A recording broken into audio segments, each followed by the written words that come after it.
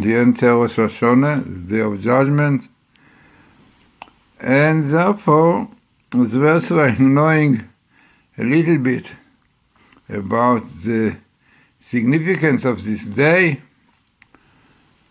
as this definitely is important to give us the feeling, the emotion, to realize what is Rosh Hashanah, what is the special meaning of this day, being the beginning of the year. So, what I got to tell you now, interesting ideas from my book, Mystical Glory of Sabbaths and Festivals. One can get it in Amazon.com, Kindles, or my site, Glazerson, books.com. So, let us hear very interesting ideas about Rosh Hashanah, which give us really deep insight into the meaning of Rosh Hashanah. So the first thing really which I emphasize, that the expression Rosh Hashanah doesn't mean really the beginning of the year. It is much deeper idea, and this is the connection between head and Rosh. It means that basic Rosh Hashanah is the head of the year. In a simple meaning of the term, it refers to the beginning of the year, but the name has much deeper significance. Our holy books inform us that temporal measurement, which we call a year, is a complete entity of time, just as a man is composed of different limbs, each one with its special function influencing the life of the person. So too, within the element of time we find certain periods having special functions.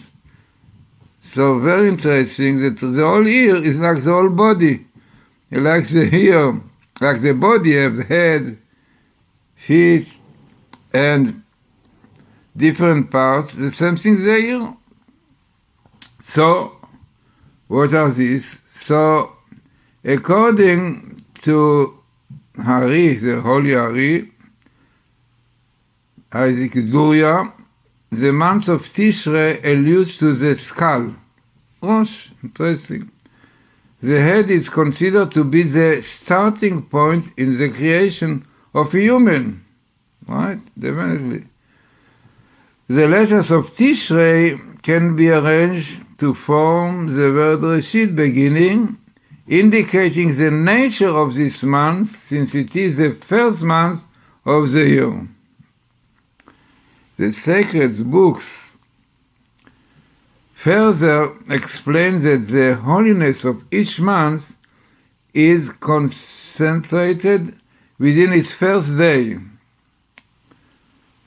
Like the head of the month really is a concentration of all the months. Likewise, within Tishrei, the first month of the year, is concentrated the essence of the head, the mind, which houses the nerves and controls the actions of the body. Interesting. So, really Rosh Hashanah is the head. You have the brain in the head, and you have everything, the nerves and everything. All the actions really are connected and dependent on the brain. The slices, cerebral impulse can have a great influence on his body. Simply, in a simple way to understand it. So similarly, Rosh Hashanah, the mind of time, the brain of time, naturally facilitates a concentration of thought toward faith, fear of heaven, and regard for the kingship of God in this world, and even temper and careful restraint of behavior on the day of judgment, Rosh Hashanah, will instill in a person an attitude of sober-fairness for the rest of the coming year, unbelievably. So subservience for the rest of the year depends on Rosh Hashanah. For this reason, our sages warn us not to let the emotion of anger disgrace us on the day of judgment, because it will have implication to the whole year. The importance of Rosh Hashanah as the mind of time is expressed by our honored sages, who prescribe that certain symbols be present at the first meal of Rosh Hashanah. These symbols express faith and trust in God. Encouragement and support for this faith comes from man's mind. The holy day of Rosh Hashanah, the mind of time, is an occasion to engender and cultivate this faith in turn for its duration of the year. So, this is what is the real meaning of the word Rosh Hashona, the head of the year. Now, what is Hashona? Hashona is a year, but it has meaning. Like everything in Hebrew has meaning. Shana means change, changing, change, Shana. The idea is Rosh Hashanah is a time of change. Every year is different. And a man should be different also. So Rosh Hashanah is a head in which people, in fact the whole world, change. This is word Shana. Yeah, interesting. So the change of the world individually and the whole world, the universe, is dependent on this day. There's very interesting gematria to the word Rosh Hashanah. Rosh Hashanah is a numerical value of 861. So what is 861? So it is known that the name of God, which represents judgment, is Elohim. The word started, Bereshit bara Elohim. It is interesting that the letters of the word Bereshit is Be'alef Tishrei, the first day of Tishrei. Bara, God created the word, with which name of God? Elohim. Elohim is judgment.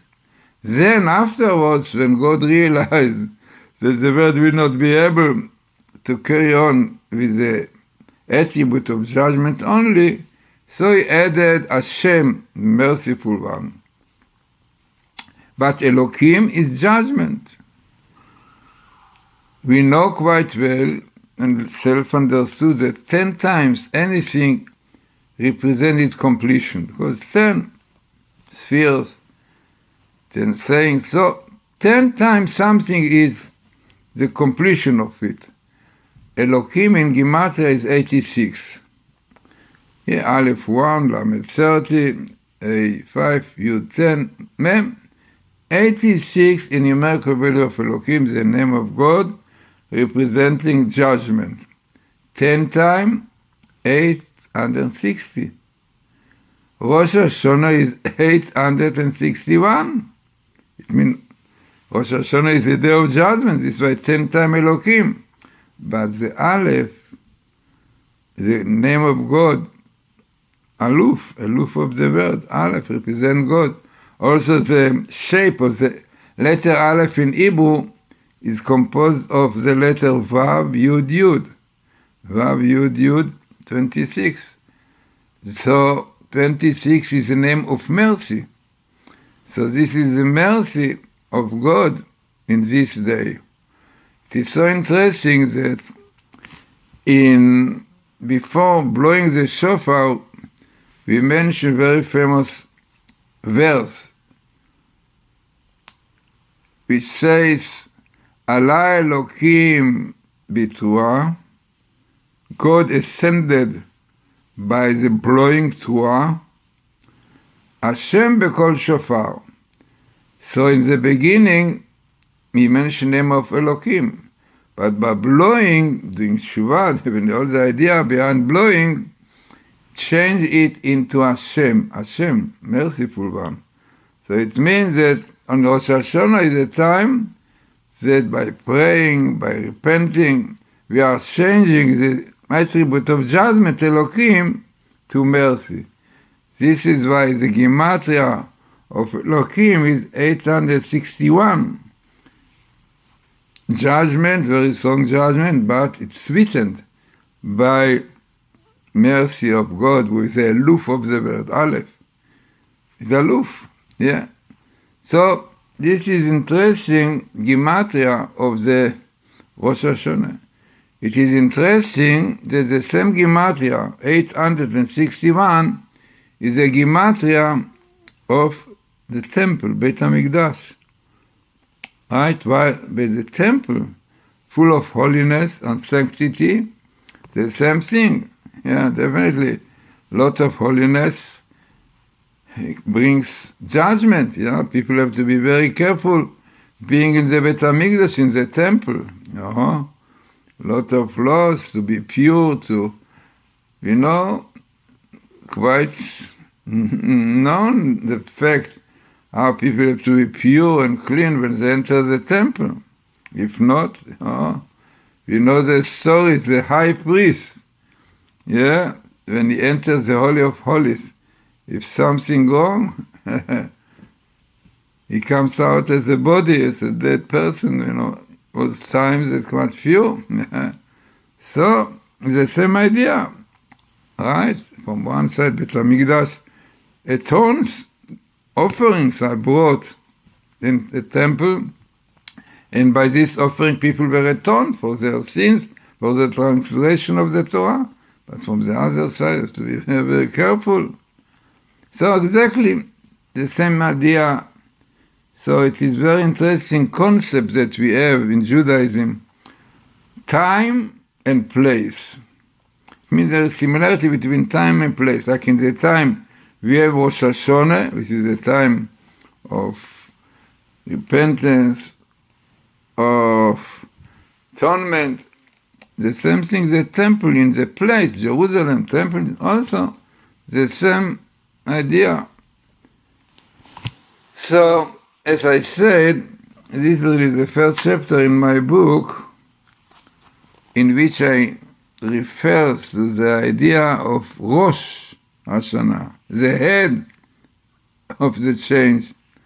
And this is why in Rosh Hashana, according to the law, as we mentioned, people have to be very careful in their mind what they think. And I said not to be cross, not to sleep, whatever it is, because it has implication on the whole body, on the whole ear, exactly like the brain had implication on the whole body, no doubt. If something is wrong there, so the whole body change. The similarity of the body and the time is known. The men have 365 sinews, and the ear has 365 days. So definitely comparison between the men and the time. Then, in fact, I have lots of chapters about what Rosh Hashana is, and one of them, which is really important, is humanity in tribe. Yeah, definitely. Rosh Hashana is not mentioned in the Torah as being a day of judgment. Very interesting. No. I brought, if people follow my YouTube, amazing Bible code in which comes out that on Rosh Hashana the universe is in judgment. Amazing. So the code shows it, but the Torah is not mentioned that Rosh Hashanah being a day of judgment, But our sages found clues in the Torah to this effect. The Midrash learns one of these hints from the Torah's commandments of the extra sacrifice necessary to Rosh Hashanah, where it is stated, "And you shall prepare another burnt offering in addition to the other prescribed sacrifices, and you shall sacrifice it." So it is very interesting that the expressions, the words, teach us that on Rosh Hashanah a man is obligated to prepare himself as he would prepare a sacrificing animal, making himself clean and pure, free of defect, as is fitting for one who will stand before his Creator to be judged on the day the world was created ready to experience a new act of creation. So it is very interesting that the Torah does not show clearly that it is a day of judgment. There are interesting explanation why, mystical explanation, but there are indications to it, lot of indications. It is a day of judgment. It is an interesting book which is called Pirkei de Rabbi Eliezer. Pirkei de Rabbi Kahana. And the Rabbi Eliezer is something else, but the book is called Pirkei de Rabbi Kahana. So in this is the old Midrash, quite old. So it is written that the first man, Adam, was judged in the beginning of Tishrei, which astrologically is under the sign of Libra or the scales of justice. So it is interesting. I explain it in detail in my books, that clearly comes out through calculations for the Midrash that Adam was judged exactly when the moon entered the zodiac of Libra. And God told Adam, you see now, you are setting for judgment, because you know the story, he ate from the tree of knowledge, very severe sin. He was judged, he was expelled because of this from the Garden of Eden, and was standing for judgment. So God said to him, look up. You see what is going up now? Yeah, you can see the moon enters the zodiac of Libra, the scales. What is the scales? The scales is a symbol of the time of judgment, when people, deeds are put on the scale. Yeah? So God said to Adam, all your descendants will stand for judgment when the moon enters the zodiac of Libra. Very interesting. Clearly showing the time of judgment, our deeds on the scale. The moon is a symbol of the Jewish people, we know quite well. Yeah, the sun is a symbol of the whole world. And moon is a symbol of Jews.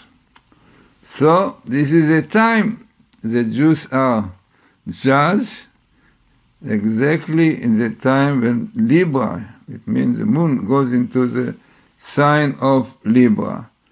So this is really very interesting. Also, important principle in Judaism. In fact, this was Einstein said, that the time is standing, we are moving, the time is not changing, the time is the same time. Our rabbis tell us, for example, when the Torah speaks about Sabbath, the Torah says, Sheshet Yamim Asa Hashem, so Et HaShamayim Et HaAretz, in 6 days, it's not in 6 days. 6 days. So it should written Beshet, what is 6 days? So it's written, or Chaim said, in fact, the world is 6 days. Sunday is the same Sunday all over. Yeah, it means we are going around time. Sabbath is Sabbath. Yeah, we are going around, coming to Sabbath. And it's the same thing holiday, Rosh Hashona. When man was created, basically the world was created the 25th of Elul, yeah? Only on the 6th day, Adam was created. So why we use the expression normally that this is a day in our prayers? We say clearly, this is a day of creation. Today the world was created. Hayom Harat Olam, Yom Tchilat Ma'aseh Havai. Because the purpose of creation is man. Right? So therefore, really when man was created, then this is like the world was created. Without the man, the world will not have any meaning. So this is why. So Be'alef Tishrei, he said, the first word in the Torah Bereshit, Allah Be'alef Tishrei Bara Elokim. Yeah, what is Be'alef Tishrei? Because the main idea of creation was man. This is why God created the world. So therefore, the day of Rosh Hashanah is considered the creation of the world. So very interesting is that the time of Rosh Hashanah is fixed. So really, when we are in Rosh Hashanah, we are really in the same Rosh Hashanah like in the beginning of creation. Yeah? The same thing, because Rosh Hashanah is the same all over. Very important principle, very important idea. And this is really basically what Einstein, says. So Rosh Hashanah, the beginning of creation, is permanently established as a time of judgment for Adam and for all his progeny after him. And definitely every year man and the world return to this point in time. As we said, from this Midrash, Rabbi Jonathan Ebelshitz learned that the earth rotating around the sun was much quicker before Adam was punished for his sin.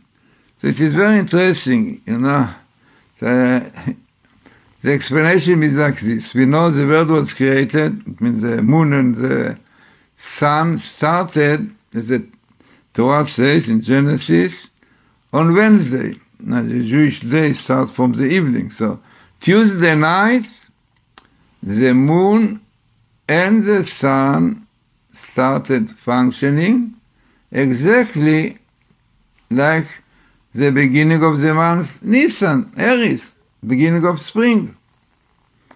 Then the Midrash tells us, very interesting, the Midrash says, also everything is written, that Adam was created stage by stage, and in fact he was ready, like a full body with all his limbs, 11 o'clock, 12 o'clock he got the soul in him, and 1 o'clock he was brought into the Garden of Eden, 2 o'clock he was sinning, and 3 o'clock he was stood for judgment. So Rabbeinu says, Ebelshitz says, amazing, what is the time when the moon entered Libra, as we mentioned before? This is Tishrei, right? Rosh Hashanah, Tishrei. So how many months are from Nisan to Tishrei? 6 months. But at that time, what happened? The world, means moon and sun, stars start functioning Tuesday night, right? So you have 24 of Tuesday, you have 24 hours of Wednesday, 24 of Thursday, and then you have Friday after 3 o'clock, because 3 o'clock you were standing for judgment. So altogether 609 hours at that time was exactly like today, 6 months, right? Because from Tuesday evening, 6 o'clock, up till Friday, 3 o'clock in the afternoon, you have 69 hours. So comes out that how long was month at that time? 69 into 6, which is 10 something, amazing. So it means 10 hours at that time was like 1 month now. Amazing. Then with the floods, time change. But the main idea is Rosh Hashona was exactly when we have now entering the month of Tishrei, which is when the moon is in the zodiac Libra, which is exactly where we are now. We are on the scales now. So very interesting to see this beautiful connection about time and the man, how everything goes together. So it's a lot, much more really to explain about what Rosh Hashona is and which kind of preparation we should do. Definitely to repent, and to get ready for all our sins and so on, which is the most important thing, because this is a time that we are creating ourselves. Our rabbis tell us that Rosh Hashona is a time like people are newborn. Like, this is what they said, very interesting idea, that the shofar, blowing the shofar, is like blowing the soul into man, God, when he created man and blew into him, Nishmat Chaim, soul of life. So it's written that Rosh Hashona, exactly the same thing happening. Like blowing the shofar is like blowing life, spirit of life, the soul in man. And really, we become new creatures, new creatures, new people, interesting. So this Rosh Hashanah is a time of creation of man. As we said, Rosh Hashanah is different person, change. It is so interesting to see how Elul is a preparation for all this time. Because our rabbis compare the festivals, the Elul and everything, to wedding, marrying somebody, So in wedding, there is a first stage, Elul, Virgo, like engagement, getting ready for the wedding. Then the Kiddushin is on Yom Kippur, definitely Tishrei, Rosh Hashanah is a stage which brings to it, but the Kiddushin, giving the ring, is on Yom Kippur. Sukkot, 7 days of Sukkot is like the canopy, like the chuppah, 7 days in the Sukkah.